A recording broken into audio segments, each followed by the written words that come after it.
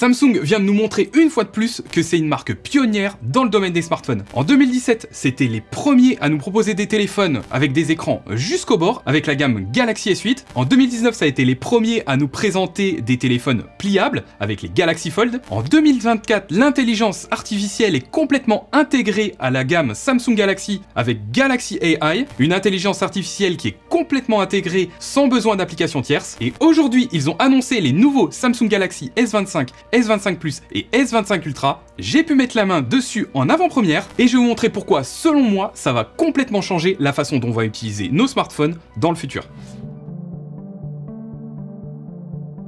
Comme je vous le disais, sur cette nouvelle gamme de Samsung Galaxy S, il y a beaucoup de changements qui sont dus à l'amélioration de Galaxy AI, mais on a quand même des changements au niveau du design. Parce que jusqu'à maintenant, on avait par exemple la gamme Galaxy S24 et S24 Plus qui avaient un design spécifique, et les gammes S24 Ultra qui avaient leur propre design. Et bien maintenant, Samsung vient tout uniformiser, et on a donc les S25, S25 Plus et S25 Ultra qui ont le même design dans un gabarit différent. Les bordures autour de l'écran de la version Ultra sont affinées, ce qui nous permet d'avoir maintenant un écran de 6,9 pouces où on avait 6,8 pouces l'année dernière, tout ça dans le même gabarit. Côté couleur, on va avoir 4 couleurs différentes sur la gamme S25, S25 Plus et 4 autres couleurs sur la gamme S25 Ultra. Et côté design, c'est à peu près tout. Maintenant, on va s'attaquer au gros du sujet, Galaxy AI.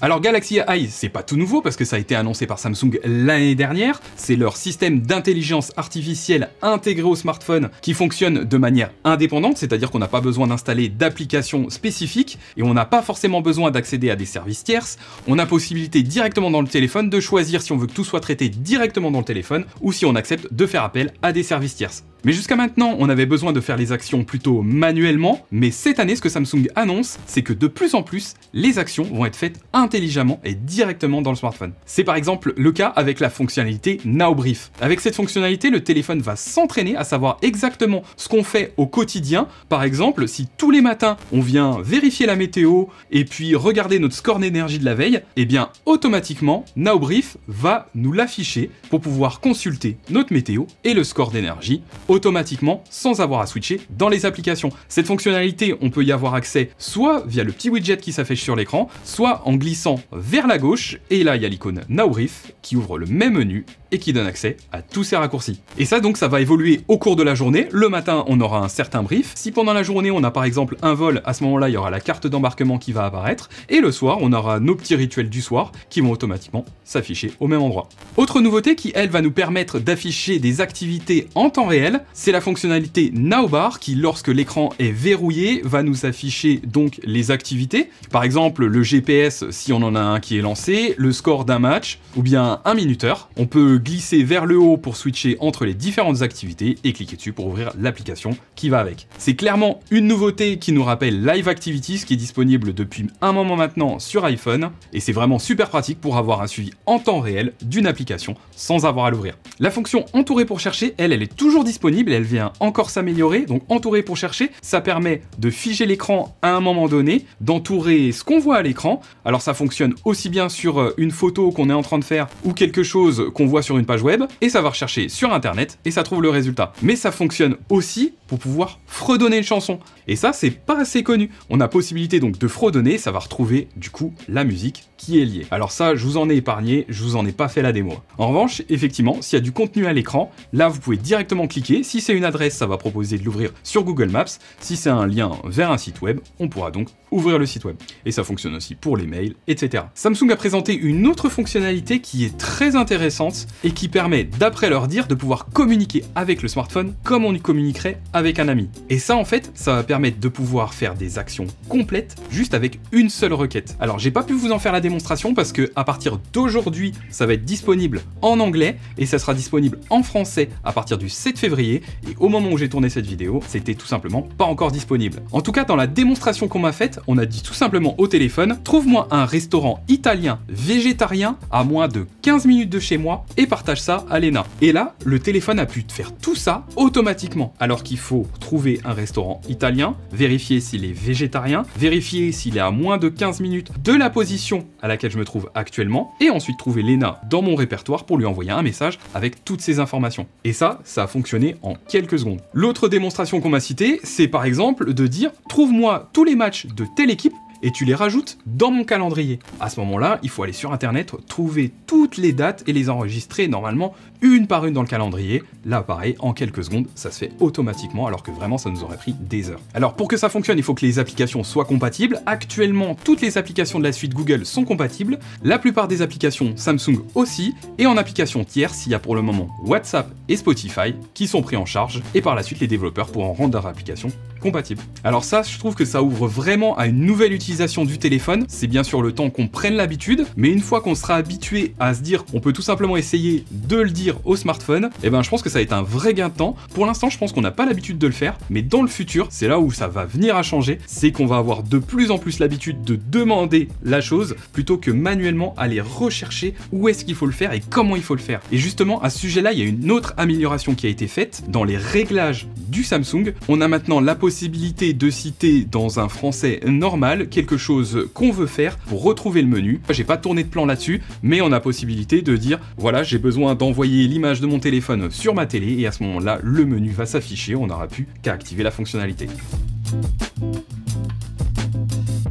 Alors tout ça, c'était pour tout ce qui est la partie recherche et aide au quotidien, mais il y a un autre gros pôle, c'est le pôle création. Effectivement, Samsung avec Galaxy AI et ses nouveaux Samsung Galaxy S25, S25 Plus et S25 Ultra proposent pas mal d'outils pour créer des photos et des vidéos beaucoup plus facilement. Et il y en a une qui m'a particulièrement bluffé et elle s'appelle la gomme audio. La gomme audio, en fait, elle s'affiche quand on regarde une vidéo et qu'on appuie sur les petites icônes en forme d'étoile qui représentent le logo de Galaxy AI. Ça va analyser tout l'audio de la vidéo et en isoler la voix, la musique, les vents et les bruits. On peut réajuster le curseur pour changer le volume de chacun de ces éléments et du coup, dans l'exemple, garder uniquement la musique tout en enlevant les vents, etc. Et vous n'avez pas spécialement le son là dans la vidéo, mais je vous garantis que ça, j'ai pu le tester et ça fonctionne vraiment super bien. Alors ça, du coup, ça vous a permis de rendre plus qualitative une vidéo. Et maintenant, si vous avez l'habitude de faire des petits montages et que vous voulez le faire rapidement, on a une nouvelle fonctionnalité qui s'appelle montage par IA. Cette fonctionnalité, elle va permettre de sélectionner plusieurs vidéos. Vous aurez ensuite une petite icône en forme de ciseau qui va apparaître. On clique dessus.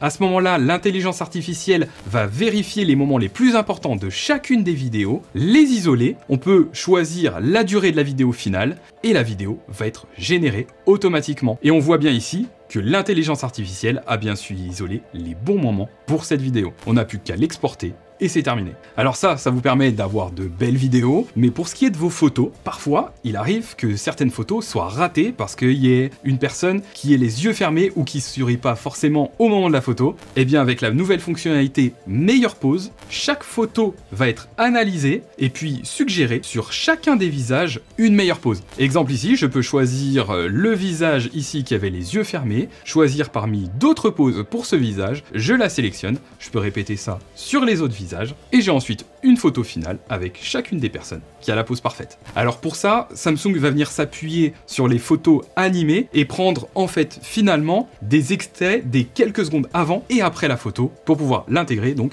à la photo finale. Et ça donc ça permet d'améliorer ses photos quand on a fait une photo. On a vu comment on améliorait les vidéos quand on avait une vidéo de base. Maintenant, si je pars de rien, je peux vouloir créer une image. Et bien pour ça, on peut utiliser l'outil de création d'image.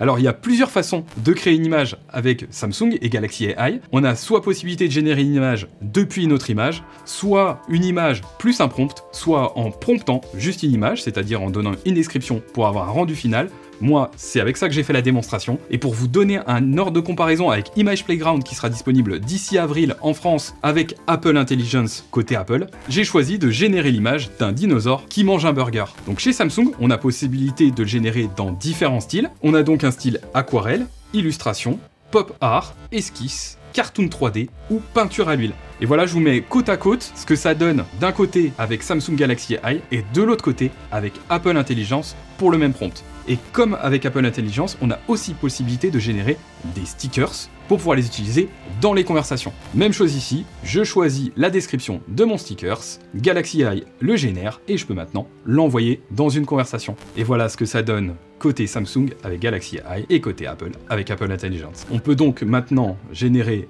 des images, des stickers, des vidéos, des photos et on pouvait déjà depuis l'année dernière générer du texte depuis le clavier Samsung en appuyant sur les petites étoiles de Galaxy Eye et en choisissant quel texte générer. On pouvait à ce moment-là choisir de vérifier l'orthographe, changer le style d'écriture ou générer un nouveau texte. Et bah maintenant, on a aussi possibilité d'ouvrir cet outil en dehors du clavier. Ça permet d'utiliser des claviers tierces. Il y a beaucoup de gens qui, avec leur téléphone Samsung, aiment utiliser le clavier Google Gboard. Donc maintenant, vous pourrez l'utiliser et vous aurez juste à sélectionner du texte, puis réappuyer sur la même icône Galaxy AI pour, à ce moment-là, pouvoir avoir accès aux mêmes fonctionnalités. Et vous pourrez même résumer du texte, soit sous forme de phrase, soit sous forme de bullet point ou un tableau, tout ça lié au texte que vous avez sélectionné. Voilà, donc ça fait beaucoup de nouveautés pour Galaxy Eye. Et avant de passer au prix et aux dates de disponibilité des Samsung Galaxy S25, S25 Plus et S25 Ultra, on va faire comme un petit point sur ce qui change au niveau matériel.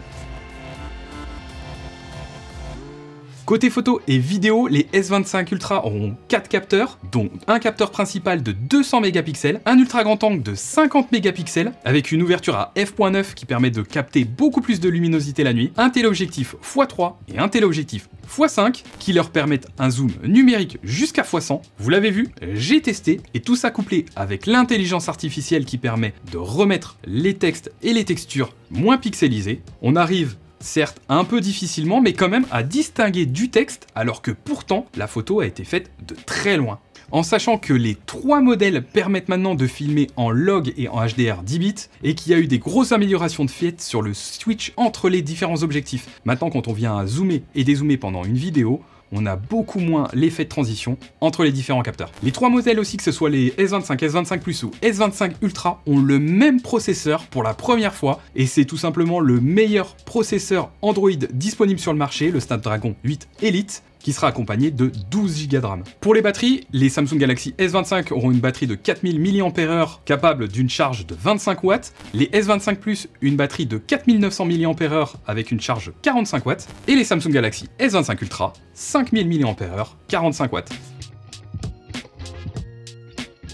Côté tarif, les S25 débuteront à partir de 899 € pour un modèle en 128 Go et les S25 Ultra à 1469 € pour un modèle lui en 256 Go et on pourra monter jusqu'à 1 Tera pour 1829 €. Tous les modèles sont disponibles à partir d'aujourd'hui en précommande pour une sortie officielle le 7 février, sachant qu'il y a une offre de précommande en ce moment chez Samsung qui double le stockage. Donc pour exemple, si vous prenez un Samsung Galaxy S25 Ultra de 256 Go, vous recevrez un modèle 512 Go. Si vous voulez y jeter un coup d'œil, je vous ai mis de toute façon un lien directement en description de la vidéo. Et vous l'avez vu, donc avec ces annonces, il y a beaucoup d'innovations logicielles et finalement très peu de matériel, et je pense que tous les constructeurs vont se mettre à faire pareil, et si vous voulez les explications du pourquoi, je vous ai expliqué tout ça dans cette vidéo.